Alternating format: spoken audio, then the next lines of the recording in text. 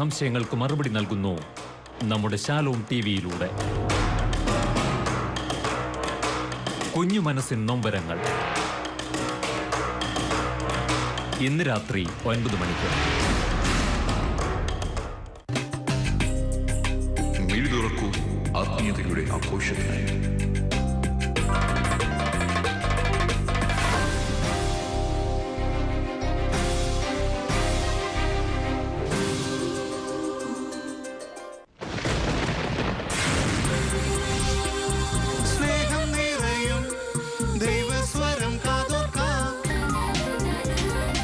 ആശ്വാസം നേടാം, ഹൃത്തിനുള്ളിൽ ജീവൻ നൽകും വചനം, തിരുവചനം.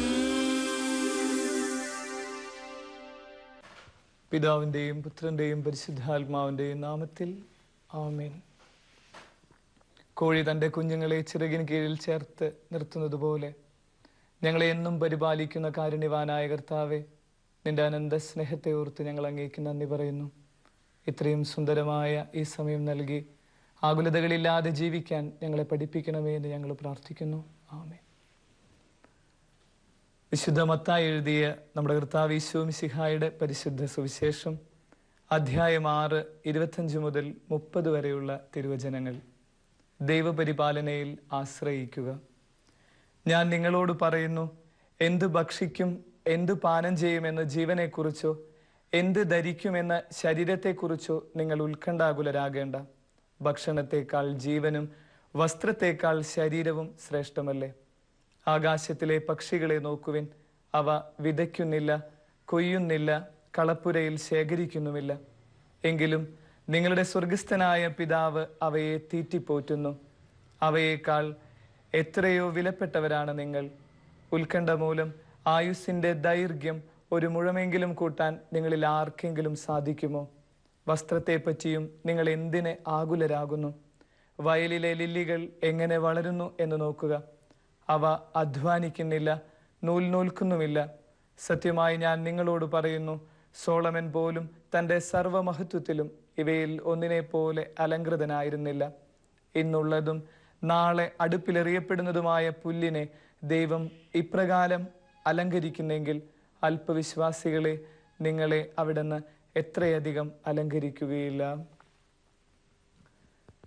മിശിഹായിൽ ഏറ്റവും സ്നേഹം നിറഞ്ഞവരെ, ദൈവത്തിൻ്റെ സ്നേഹത്തെയും കരുതലിനെ കുറിച്ചും ഓരോ ദിവസവും നമ്മളെ പഠിപ്പിക്കുന്നതാണ് തിരുവചനം. നമുക്ക് ഇന്നത്തെ ഈ ഒരു കാലഘട്ടത്തെക്കുറിച്ച് ചിന്തിക്കുമ്പോൾ ഏറ്റവും കൂടുതൽ മതാത്മകമായ കാര്യങ്ങൾ അരങ്ങേറുന്നതായിട്ട് നമുക്ക് കാണാം. ഈ ദിവസങ്ങളിൽ നമുക്ക് അറിയാം, ഏറ്റവും കൂടുതൽ ധ്യാന കേന്ദ്രങ്ങളുള്ള നാടാണ് നമ്മുടേത്. 109-ലധികം ശക്തമായ ധ്യാന കേന്ദ്രങ്ങൾ ഉള്ള ഒരു നാട്ടിലാണ് നമ്മൾ ജീവിക്കുന്നത്. വിശുദ്ധ ബലിയും മറ്റ് ഭക്താഭ്യാസങ്ങളുമൊക്കെ ദിനം പ്രതി വർദ്ധിച്ചു വരുന്ന ഒരു ലോകത്തിലാണ് നമ്മൾ. മലയാറ്റൂരിലേക്ക് മല കയറി പോകുന്നവര് നമ്മളുടെ ഇടയിൽ മുത്തപ്പനെ വിളിച്ച് ആത്മീയതയിലേക്ക് വളരാനായിട്ട് ആഗ്രഹിക്കുന്നവരും നമ്മളിൽ കൂടുതലാണ്. എന്നിട്ടും ഇത്രയൊക്കെ ഭക്താഭ്യാസങ്ങളിൽ മുഴുകാനായിട്ട് നമ്മൾ ആഗ്രഹിച്ചിട്ടും നമ്മുടെ ഉള്ളിലെ ചില അസ്വസ്ഥതകളും സംഘർഷങ്ങളും രൂപപ്പെടുന്നുണ്ടെങ്കിൽ എവിടെയൊക്കെയോ ചില താളപ്പിഴവുകൾ സംഭവിക്കുന്നുണ്ട് എന്ന് നമ്മൾ കണ്ടെത്തുക തന്നെ വേണം.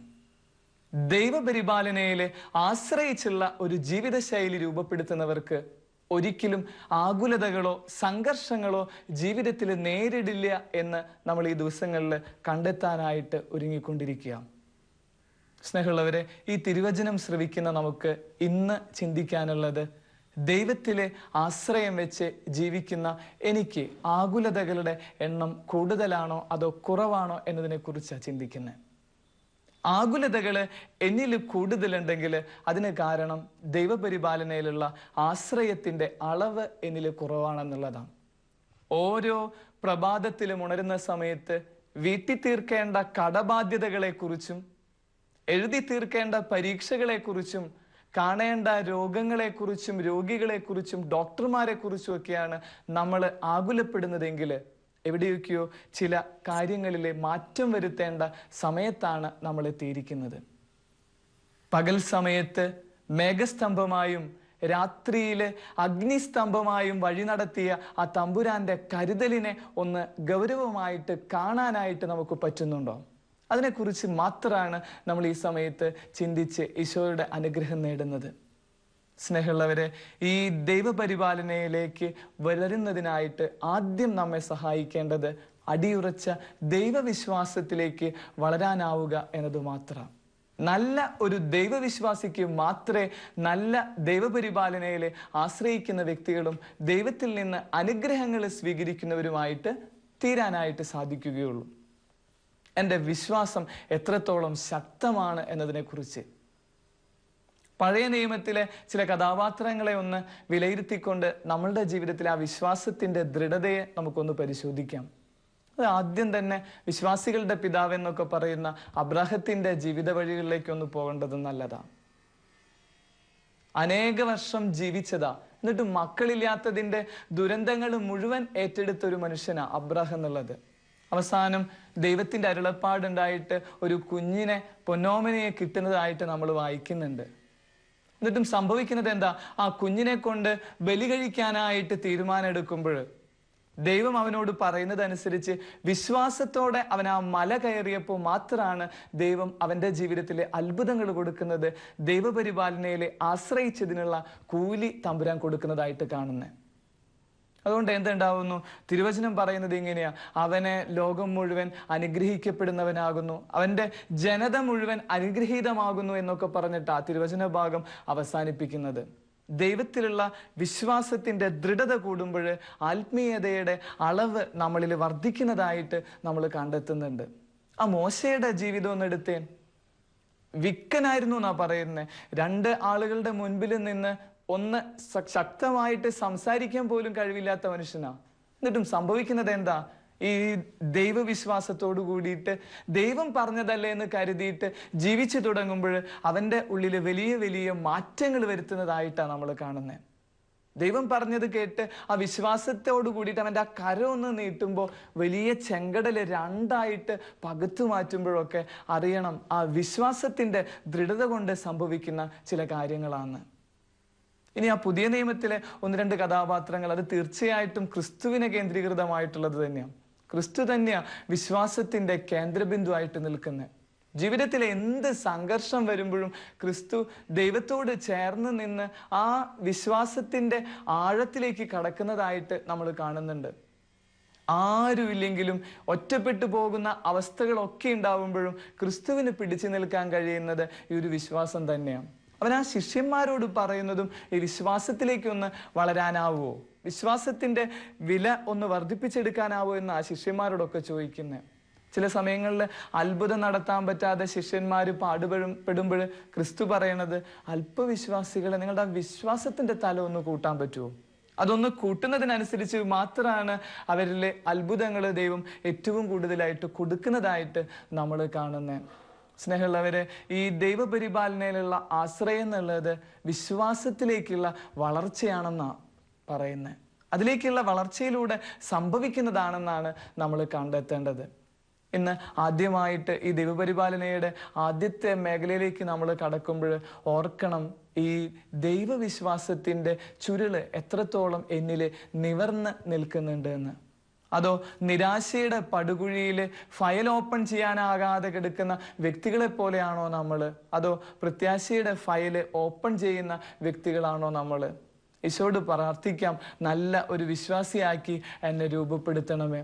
അവിശ്വാസത്തിന്റെ മേഖലകളിൽ നിന്ന് എന്നെ നീ രക്ഷിക്കണേന്ന് പ്രാർത്ഥിച്ച് നമ്മൾ കർത്താവിൻ്റെ കരങ്ങളിലേക്ക് വിട്ടുകൊടുക്കുമ്പോൾ കർത്താവ് നമ്മളെ ചേർത്ത് പിടിച്ച് ആ ദൈവപരിപാലനയുടെ വലിയ ശക്തമായ ഇടപെടലിലേക്ക് നമ്മളെ കൊണ്ടുപോകുന്നതായിട്ട് കാണുന്നുണ്ട്. ഇനി രണ്ടാമത് എന്താ? അത് കാത്തിരിക്കാനുള്ള ഒരു മനസ്സ് രൂപപ്പെടുമ്പോൾ ദൈവപരിപാലനയിൽ നമ്മൾ ആശ്രയിക്കുക. കാത്തിരിക്കാനുള്ള ശക്തമായ ഒരു എൻ്റെ ഉള്ളിലെ ഒരു ആഗ്രഹം നിലനിൽക്കുന്നുണ്ടോ ഇപ്പോഴും? സിദ്ധാർത്ഥ എന്ന് പറയുന്ന ആ നോവലില് അദ്ദേഹം പറയുന്ന ഒരു കാര്യമുണ്ട്, I can think, I can wait, I can fast. എനിക്ക് കാത്തിരിക്കാനുള്ള കഴിവുണ്ട് എന്നുള്ളതാ ദൈവത്തിലേക്ക് എത്തുന്നതിൻ്റെ ഒരു 2ാമത്തെ പടി, അല്ലെങ്കിൽ ദൈവപരിപാലനയിലേക്ക് വളരാനുള്ള ഒരു 2ാമത്തെ ഘട്ടം എന്നുള്ളത്. ഒരുപക്ഷെ ആ ധൂർത്തുപുത്രന്റെ പിതാവിനെ കുറിച്ച് നമ്മളൊന്ന് ധ്യാനിക്കേണ്ടത് നല്ലതാണ്. കാത്തിരിപ്പിന്റെ മുഴുവൻ സംഗീതവും പേറുന്ന ഒരു വ്യക്തിയുടെ പേരാ ആ ധൂർത്തുപുത്രന്റെ അപ്പച്ചൻ എന്നുള്ളത്. നമ്മളെപ്പോഴും ആ ധൂർത്തുപുത്രനെ മാത്രം കേന്ദ്രീകരിച്ച് ആ പാവപ്പെട്ട പിതാവിന്റെ ആ ഒരു കാത്തിരിപ്പിന്റെ സ്വഭാവത്തെ നമ്മൾ പലപ്പോഴും മനസ്സിലാക്കാതെ പോകുന്നുണ്ട്. ഇന്ന് ഈ ഒരു ചിന്തയുടെ രണ്ടാമത്തെ ഘട്ടമായിട്ട് നമ്മൾ കണ്ടെത്തുന്നത്, കാത്തിരിക്കാനുള്ള ശക്തി എനിക്കുണ്ടോ? ദൈവം എനിക്ക് വേണ്ടിയിട്ട് ഏറ്റവും നല്ലതായിട്ട് ഒരുക്കും എന്നുള്ള ഒരു പ്രത്യാശയോടുകൂടെ ദൈവപരിപാലനയിൽ ആശ്രയിച്ച് കാത്തിരിക്കാൻ എനിക്ക് സാധിക്കുമ്പോൾ മാത്രം അവൻ എന്നിലൂടെ വലിയ വലിയ ഫലങ്ങൾ പുറപ്പെടുവിക്കുള്ളൂ എന്ന് കണ്ടെത്താൻ പറ്റുമോ? മകൻ നഷ്ടപ്പെട്ടു പോയതറിഞ്ഞ് ഏങ്ങലോട് നിന്നത് ആ പിതാവാ. ഒരിക്കലും മകനും അപ്പച്ചനും കൂടെ പോയിരുന്ന ഒരു പാർക്കിലിരുന്ന് സംസാരിക്കുക. അപ്പൊ അപ്പച്ചൻ മോനോട് പറഞ്ഞു, മോനെ ആ കാണുന്നത് എന്താ? ആ മോൻ വളരെ സ്നേഹത്തോടെ പറഞ്ഞു, അപ്പച്ച അതൊരു കുരുവിയാ. കുറച്ചു നേരം കഴിഞ്ഞ് അപ്പച്ചൻ വീണ്ടും അവനോട് ചോദിച്ചു, മോനെ ആ കാണുന്നത് എന്താ? കുറച്ചൊന്ന് സ്വരത്തില് വ്യത്യാസമൊക്കെ വരുത്തിയിട്ട് ആ മകൻ പറഞ്ഞു, അത് കുരുവിയാന്നേ. കുറച്ചും കൂടി കഴിഞ്ഞപ്പോൾ അപ്പച്ചന് വീണ്ടും ക്ലിയർ ആവാതെ മകനോട് അതേ ചോദ്യം തന്നെ വീണ്ടും ചോദിക്കുക, മോനെ അതെന്താ? അപ്പച്ചന്റെ അടുത്ത് മോൻ പറഞ്ഞു, അപ്പച്ച അത് കുരുവിയാന്ന് പറഞ്ഞില്ലേ, ഇനി പോയിട്ട് അന്വേഷിക്കുകയെന്ന് പറഞ്ഞ് മോൻ അവിടെ നിന്ന് ഇറങ്ങിപ്പോവാ. അപ്പച്ചന്റെ കണ്ണ് നിറഞ്ഞു. അതിനുശേഷം അപ്പച്ചന്റെ മുറിയിൽ പോയിട്ട് അപ്പച്ചന്റെ പഴയ ഡയറി എടുത്ത് നോക്കുക. മകന് 3 വയസ്സുള്ള സമയത്തെ ഡയറി എടുത്ത് അതിലിങ്ങനെ എഴുതിയിരിക്കുക, ഇന്ന് ഞാനും എൻ്റെ മകനും കൂടിയിട്ട് പാർക്കിലേക്ക് പോയി. പാർക്കിലേക്ക് പോയപ്പോൾ എൻ്റെ മകൻ എന്നോട് ചോദിച്ചു, അപ്പച്ച അത് എന്താന്ന് ചോദിച്ചപ്പോൾ ഞാൻ പറഞ്ഞു അതൊരു കുരുവിയാന്ന് പറഞ്ഞു. അവനങ്ങനെ 25 തവണ എന്നോട് ചോദിച്ചപ്പോഴും 25 തവണയും ഞാൻ അവനോട് പറഞ്ഞു, മോനെ അതൊരു കുരുവിയാന്ന് പറഞ്ഞ് അവനെ ഞാൻ കാത്തിരിപ്പിന്റെ വലിയ സന്ദേശം പഠിപ്പിച്ചതാ. എന്നിട്ടും ഇന്ന് വർഷം ഇത്ര കഴിഞ്ഞിട്ട് എൻ്റെ ചില ചോദ്യങ്ങൾക്ക് അവനത് കാത്തിരിക്കാനുള്ള മനസ്സില്ലാതെ, ഒന്നും പറഞ്ഞു തരാനുള്ള മനസ്സില്ലാതെ ഇറങ്ങി ഓടുന്നത് എന്തുകൊണ്ടാ ദൈവമേ എന്ന് പറഞ്ഞ് അവൻ സങ്കടപ്പെടുക. ഈ ദൈവപരിപാലനയിൽ ആശ്രയിക്കണമെന്നുണ്ടെങ്കിൽ രണ്ടാമത് വേണ്ടത് ഈ ഒരു കാത്തിരിപ്പിനുള്ള ഒരു സമയം. ദൈവം നമ്മളിലൂടെ വലിയ വലിയ കാര്യങ്ങൾ ചെയ്തു തീർക്കാനുണ്ടെന്നുള്ള ഒരു ബോധ്യത്തിലേക്ക് വളരുക എന്നുള്ളതാ കാത്തിരിപ്പിന്റെ ഏറ്റവും ഹൃദയപൂർണമായ അവസ്ഥ എന്നുള്ളത്. ഇനി ആ ഒരു മൂന്നാമത്തെ തലം കൂടി കണ്ടെത്തി കഴിഞ്ഞാൽ ദൈവപരിപാലനയുടെ ആ പൂർണ്ണതയിലേക്ക് നമ്മൾ കടന്നു വരുന്നുള്ളതാ. പലതിനെയും ഉപേക്ഷിക്കാനും മാറ്റി നിർത്താനും എനിക്ക് പറ്റുമ്പോൾ മാത്രമാണ് ഈ ദൈവപരിപാലനയുടെ സ്വരം ശ്രവിക്കാനും അതനുസരിച്ച് എൻ്റെ ജീവിതത്തെ ക്രമപ്പെടുത്താനും പറ്റുള്ളൂ. ഉപേക്ഷിക്കേണ്ട തീരങ്ങളോട് ഉപേക്ഷിക്കാനായിട്ട് എനിക്ക് ഇപ്പോഴും മടിയാണോ? സെമിനാരിയിലൊക്കെ ചേരുമ്പോൾ മാതാപിതാക്കളെയൊക്കെ ഉപേക്ഷിച്ചു എന്ന് പറഞ്ഞ് വന്നിട്ട് അച്ഛനായതിനു ശേഷം വീണ്ടും എനിക്ക് ആ മാതാപിതാക്കളോടുള്ള ബന്ധത്തിൽ കുറവില്ലാതെ നിൽക്കുമ്പോൾ, വീണ്ടും ആ ഉപേക്ഷിച്ച സ്ഥലത്തേക്ക് തന്നെ തിരിച്ചു പോകുമ്പോൾ ദൈവത്തിലുള്ള ആശ്രയം കുറവാ സംഭവിക്കുന്നത്. ആ ഉത്ഥാനത്തിന്റെ സമയത്ത് സംഭവിക്കുന്നത് എന്താ? മനുഷ്യരെ പിടിക്കാന്ന് പറഞ്ഞ് ക്രിസ്തു അവരെ ചേർത്ത് പിടിച്ച ആ ദൈവപരിപാലനയുടെ മുഴുവൻ തിയോളജിയും പഠിപ്പിച്ചതാ. എന്നിട്ടും എന്താ? അതുകൊണ്ട് തന്നെ അവരുടെ വഞ്ചിയും വലയും ഒക്കെ ഉപേക്ഷിച്ച് അവന്റെ കൂടെ പോയതാ. പിന്നെ സുവിശേഷത്തിൽ നമ്മൾ വായിക്കുന്നുണ്ട്, ക്രിസ്തു മരിച്ചു എന്നറിഞ്ഞപ്പോൾ വീണ്ടും അവരുടെ പഴയ തൊഴിലേക്ക് വഞ്ചിയും വലയൊക്കെ തേടി പോകുന്ന ഒരു ശീലം അവർ തുടങ്ങുക. ദൈവത്തിലുള്ള ആശ്രയം നഷ്ടപ്പെടുത്തിയതിന്റെ ഫലമായിട്ട് പിന്നെ അവരുടെ ജീവിതത്തിലെ ദുരന്തങ്ങൾ അരങ്ങേറുന്നത് നമ്മൾ കാണാം. അവസാനം വീണ്ടും ആ ഉപേക്ഷിച്ച തീരങ്ങളിൽ നിന്ന് മാറി വീണ്ടും ക്രിസ്തു തന്നെ അവരെ ചേർത്ത് നിർത്തുമ്പോഴാണ് മുഴുവൻ സുഗന്ധവും അവർ കണ്ടെത്തുന്നത്. സ്നേഹമുള്ളവരെ, ഈ ഒരു കാത്തിരിപ്പിന്റെ സുവിശേഷം മാത്രമല്ല ഈ പറയുന്ന ഉപേക്ഷയുടെ ചില കാര്യങ്ങൾ നമുക്ക് കണ്ടെത്താനാവൂ. സന്യാസി എന്ന് പറയുന്ന ഒരു കവിതാശകലത്തില് ആ സന്യാസി പാടുന്നുണ്ട്, ആശ്രമഗേഹവും ആരണ്യതീരവും ഒക്കെ തേടി ഞാൻ പോവാ, എല്ലാം ഉപേക്ഷിച്ചു എന്ന് പറഞ്ഞിട്ടും അവസാനം ഈശ്വരനെ കാണാൻ എനിക്ക് പറ്റാതെ പിന്തിരിഞ്ഞു നോക്കുമ്പോഴാണ് അവൻ തിരിച്ചറിയുന്നത് താൻ ഉപേക്ഷിച്ചു എന്ന് പറഞ്ഞത് പലതും അത് ഉപേക്ഷിക്കാതെ തൻ്റെ തന്നെ കരങ്ങളിൽ ചേർത്ത് അവൻ പിടിച്ചിട്ടുണ്ട് എന്നുള്ളത്. സ്നേഹമുള്ളവരെ, ദൈവപരിപാലനയിലേക്ക് വളരാനായിട്ട് ആഗ്രഹിക്കുന്നുണ്ടെങ്കിൽ, അവൻ്റെ കരത്തിന് വേണ്ടിയിട്ട് വിട്ടുകൊടുക്കാനായിട്ട് ആഗ്രഹിക്കുന്നുണ്ടെങ്കിൽ തീർച്ചയായിട്ടും പല കാര്യങ്ങൾ നമ്മൾ ഉപേക്ഷിക്കാനും മാറ്റി നിർത്താനും പറ്റണം. അതിനെക്കുറിച്ചുള്ള സങ്കടങ്ങളില്ലാത്ത ഒരു അവസ്ഥയ്ക്ക് വേണ്ടിയിട്ട് നമ്മൾ പ്രാർത്ഥിക്കണം. സ്നേഹമുള്ളവരെ, ഈ ദിവസങ്ങളിൽ നമ്മൾ ഒരുപക്ഷെ വായിച്ചിട്ടുണ്ടാവും, ഒരു അമ്മച്ചി മാത്രം കരയാതെ ലോകം മുഴുവൻ കരഞ്ഞുപോയ ഒരു സംഭവം. അത് ആ താജ് ഹോട്ടല് തകർത്ത ആ ഭീകരരെ ഒരു പാവപ്പെട്ട അതിൻ്റെ മാനേജിങ് ഡയറക്ടറായ വർഗീസ് എന്ന് പറയുന്ന ചേട്ടനെ ഒരു അവസ്ഥ കാണിക്കുന്നുണ്ട്. 7ാം നിലയുടെ മുകളിൽ ഭീകരര് ചേർന്ന് അവിടുത്തെ സ്ഥലം മുഴുവൻ നശിപ്പിച്ചുകൊണ്ടിരിക്കുമ്പോൾ 1-ാം നിലയിലുള്ള അദ്ദേഹത്തിന് ഓടി രക്ഷപ്പെടായിരുന്നു. എന്നിട്ടും എന്താ ചെയ്യുന്നത്? ഓടി രക്ഷപ്പെടാതെ 7-ാം നിലയിലുള്ളവരെ തേടിപ്പോയിട്ട് അവരെ രക്ഷിച്ചു വരുന്നതിൻ്റെ ഇടയിലാണ് അദ്ദേഹം അവിടെ കിടന്നു മരിക്കുന്നത്. ആ മരിച്ച ശവശരീരത്തെ വീട്ടിലേക്ക് കൊണ്ടുവന്നപ്പോൾ നാട് മുഴുവൻ കരഞ്ഞുകൊണ്ടിരിക്കുക. പക്ഷെ ഈ അമ്മ മാത്രം ദൃഢതയോടെ ചേർന്ന് നിൽക്കുന്നുണ്ട് മകന്റെ ആ ശവശരീരത്തിന്റെ മുമ്പിൽ. നാട്ടുകാർ ചോദിച്ചു, എന്താ അമ്മ മാത്രം കരയാത്തെ? മാതൃത്വത്തിന്റെ പൂർണ്ണതയൊക്കെയുള്ള അമ്മച്ചി എന്താ കരയാത്തേന്ന് ചോദിച്ചപ്പോൾ അമ്മച്ചി പറയുന്നുണ്ട്, ദേ എൻ്റെ മകനെ ഞാൻ ഉപേക്ഷിച്ചപ്പോൾ അനേകം മക്കൾക്ക് അവരുടെ അപ്പച്ചനെ തിരിച്ചു കിട്ടുക, അനേകം ഭാര്യമാർക്ക് അവരുടെ ഭർത്താക്കന്മാരെ തിരിച്ചു കിട്ടുക. അവൻ അന്ന് ആ ഭീകരരെ കൊലപ്പെടുത്തുന്ന സമയത്തിന് മുൻപ് വരെ കുറേ പേരെ അവനെ രക്ഷിച്ചു കൊണ്ടുപോയത്. പലരുടെയും മക്കളുണ്ട്, ചിലരുടെയൊക്കെ അപ്പച്ചന്മാരുണ്ട്, അല്ലെങ്കിൽ മുതിർന്നവരുണ്ട്, അവരൊക്കെ രക്ഷിച്ചതാ. അവസാനം രക്ഷിച്ച എന്നതിനിടയിലാണ് ഇദ്ദേഹം അവിടെ പിടഞ്ഞു വീണ് മരിക്കുന്നത്. അതുകൊണ്ട് ഈ അമ്മച്ചി പറയായിരുന്നു, ദേ എൻ്റെ മകൻ ഉപേക്ഷയുടെ പൂർണ്ണത കൈവരിച്ചവനാ. ഈ ഉപേക്ഷയുടെ പൂർണ്ണത ഉള്ളതിൻ്റെ പേരിൽ തന്നെ അവൻ്റെ ഉള്ളിലെ സങ്കടങ്ങളില്ല, എനിക്ക് സങ്കടങ്ങളില്ല, മറ്റുള്ളവർക്ക് വേണ്ടിയിട്ട് ഉപേക്ഷിച്ചു എന്നുള്ളത്. ക്രിസ്തുവിനെ എന്തുകൊണ്ടാ നമ്മൾ ഈ അവസാന സമയത്തും 2000 വർഷം കഴിഞ്ഞിട്ടും ഒക്കെ ഓർത്തിരിക്കുന്നത്? അത് മുഴുവൻ അവൻ ആ ഉപേക്ഷയുടെ വലിയ തത്വസംഹിത ലോകത്തെ പഠിപ്പിച്ചതിൻ്റെ പേരിലാണ്. അവൻ ജനിച്ച സമയം തൊട്ട് മരിക്കുന്ന സമയം വരെ ഉപേക്ഷയുടെ കാര്യങ്ങൾ മാത്രമേ ലോകത്തിനെ പഠിപ്പിച്ചിട്ടുള്ളൂ. സ്വന്തമായിട്ട് ഒന്നുമില്ലാതെ പലതും അവൻ ഉപേക്ഷിച്ചതിൻ്റെ പേരില്ല അവനെ അവസാനം ദൈവം ചേർത്ത് പിടിക്കുന്നതായിട്ട് നമ്മൾ കാണുന്നത്. സ്നേഹമുള്ളവരെ, ഇതിൻ്റെ മുഴുവൻ ചിന്തകൾ നമ്മൾ കൊണ്ടുവന്ന് നിർത്തുന്നത് ഈ ദൈവത്തിലുള്ള ആശ്രയത്തിലേക്ക് എത്തണമെങ്കിൽ ഈ 3 കാര്യങ്ങളിലേക്ക് വളരാൻ നമുക്ക് പറ്റണം. ആദ്യം പറഞ്ഞ രീതിയിൽ നമ്മളുടെ മനോഭാവങ്ങളിൽ ചില വ്യതിയാനങ്ങൾ പോലെ ഉപേക്ഷിക്കേണ്ട തീരങ്ങളോട് ഉപേക്ഷിക്കാൻ പറയാനും, അതല്ലെങ്കിൽ നമ്മളുടെ ചില തെറ്റായ ധാരണകളിൽ നിന്ന് രക്ഷപ്പെടാനും ഒക്കെ നമുക്ക് സാധിക്കുമ്പോൾ മാത്രമാണ് ഈ ദൈവപരിപാലനയുടെ അർത്ഥത്തിലേക്ക് നമുക്ക് വളരാനായിട്ട് പറ്റുള്ളൂ. വിശ്വാസത്തിൻ്റെ ദൃഢത ഉള്ളവരായി തീരുക. വിശ്വാസത്തിൻ്റെ ദൃഢതയിൽ തമ്പുരാൻ തരുന്നത് എന്തും അത് ഏറ്റെടുക്കുന്നതിനുള്ള വരത്തിനു വേണ്ടി പ്രാർത്ഥിച്ചുകൊണ്ടിരിക്കുക.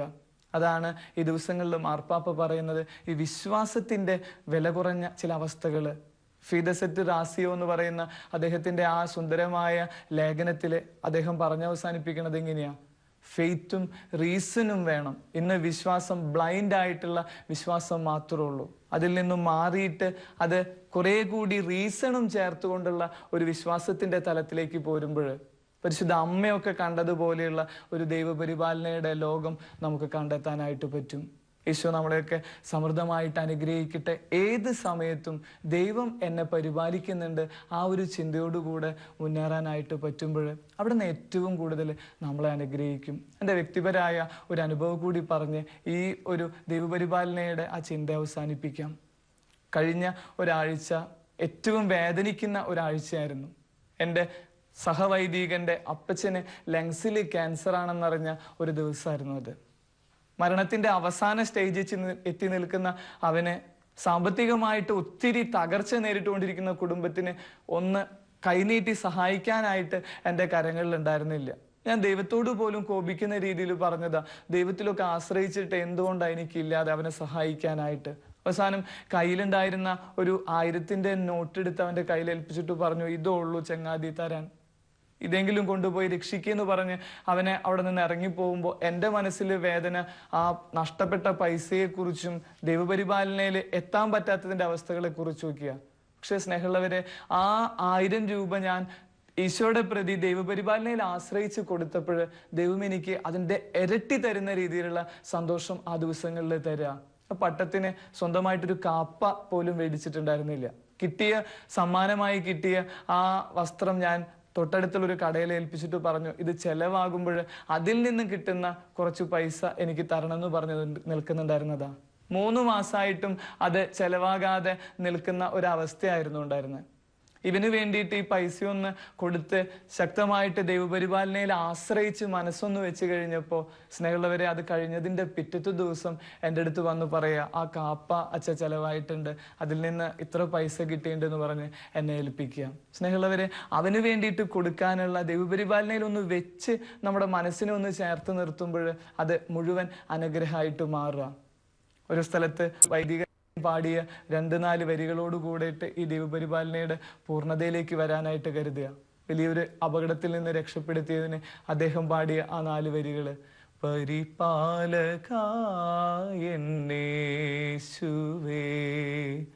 പാവന പാദം കുമ്പിടുന്നു, ഈ നിമിഷം നീ തന്നതെന്നോർത്തു ഞാൻ പാടിടുന്നു, സ്തുതി പാടിടുന്നു.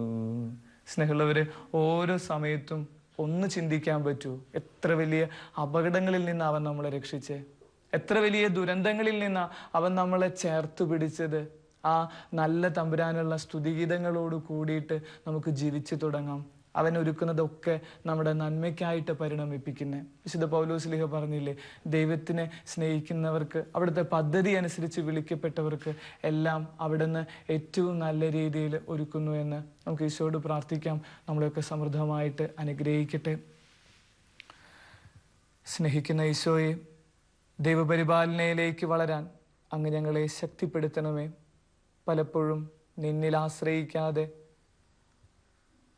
ലോകമോഹത്തിൻ്റെയും മറ്റ് ജഡികമായ ആസക്തിയുടെയും ഒക്കെ പുറകെ ഞങ്ങൾ പോകുമ്പോൾ നിന്റെ സ്നേഹവും നിന്റെ കാരുണ്യവും ഞങ്ങൾ നിഷേധിക്കുന്നു.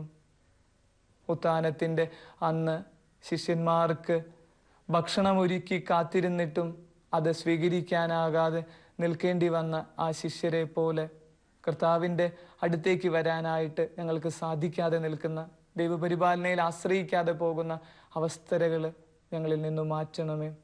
അങ്ങനെ ഞങ്ങൾ നീ കുറേ കൂടി ആ ശിഷ്യന്മാർ ഒടുവിൽ ആ ക്രിസ്തുവിനെ തിരിച്ചറിഞ്ഞ് അവൻ്റെ മേശയിൽ നിന്ന് അത്താഴം, സ്നേഹത്തിൻ്റെ അത്താഴം ഭക്ഷിക്കുന്നത് പോലെ ഞങ്ങൾക്കും ദൈവപരിപാലനയുടെ അർത്ഥം മനസ്സിലാക്കി അത് ഉൾക്കൊള്ളാൻ വേണ്ട കൃപാവരം അങ്ങ് ഞങ്ങൾക്ക് പ്രദാനം ചെയ്യണമേ.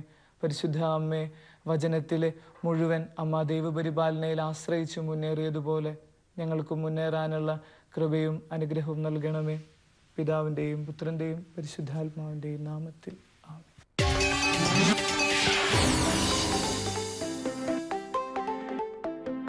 അവിടുന്ന് എൻ്റെ ഹൃദയത്തിലേക്ക് വന്നാൽ എപ്പോഴും ഞങ്ങൾ അങ്ങയെ സ്തുതിക്കുന്നവരായി തീരും. എല്ലാ നേരവും സ്തുതി പാടും. ആത്മാവിൽ വാഴുന്ന ഈശോയ്ക്ക്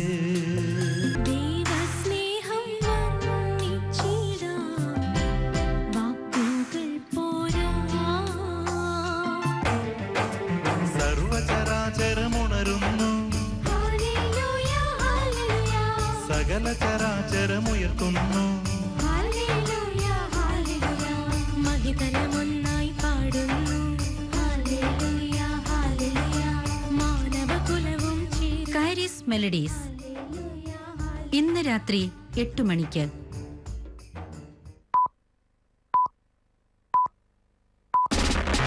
ശ്രീമതി ഹാരിയറ്റ് ബീച്ചർ സ്റ്റോവ് എഴുതിയ അങ്കിൾ ടോംസ് ക്യാബിൻ. ക്രിസ്തു ദർശനം മലയാള സാഹിത്യത്തിന് ശേഷം വിശ്വസാഹിത്യത്തിലേക്ക്. ഫ്രാൻസിലെ പ്രഭുവർഗത്തിന്റെ ഭരണരീതികളെ വിമർശിച്ചുകൊണ്ട് എഴുതിയ novel.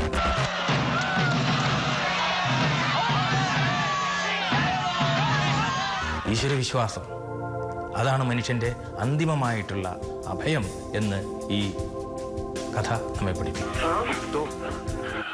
Uroob award, doctor Hermann Gundert award തുടങ്ങി നിരവധി സാഹിത്യ പുരസ്കാരങ്ങൾക്ക് അർഹനായ പ്രൊഫസർ KV തോമസ് ലോക ക്ലാസിക്കൽ കൃതികളിലെ ദൈവപുത്രന്റെ സാന്നിധ്യവും സ്വാധീനവും വിശകലനം ചെയ്യുന്നു. ക്രിസ്തു ദർശനം വിശ്വസാഹിത്യത്തിലൂടെ നാളെ രാത്രി 9 മണിക്ക്.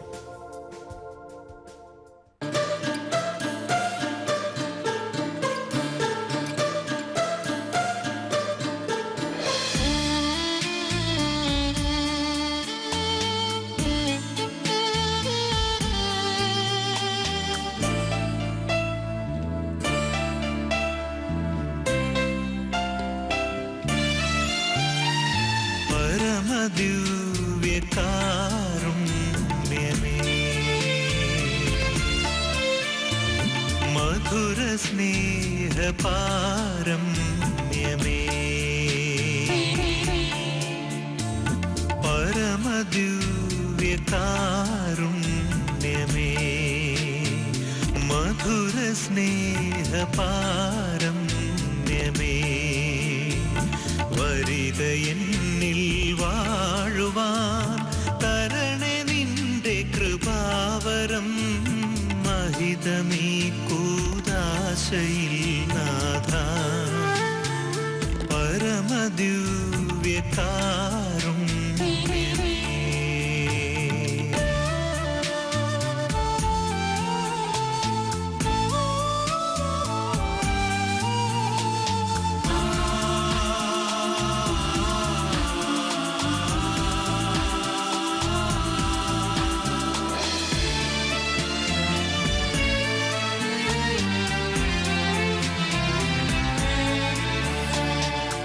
സ്വർഗരാജ്യം വിട്ടു നീ ഇറങ്ങി വന്നു മന്നയായി പൂർവികർക്കാശ്വാസമേകാനായി സ്വർഗരാജ്യം വിട്ടു നീ ഇറങ്ങി വന്നു മന്നയായി പൂർവികർക്കാശ്വാസമേകാനായി ഇന്നു പങ്കിലമായൊരൻ തൃത്വ നിർമ്മലമാക്കുവാൻ എൻ്റെ നാവിലലിഞ്ഞു നീയൻ ജീവനായിടൂ പാപം നീക്കി എന്നെ നിന്റെ നൂതന സൃഷ്ടിയാക്കിടൂ പരമദിവ്യ കാരുണ്യമേ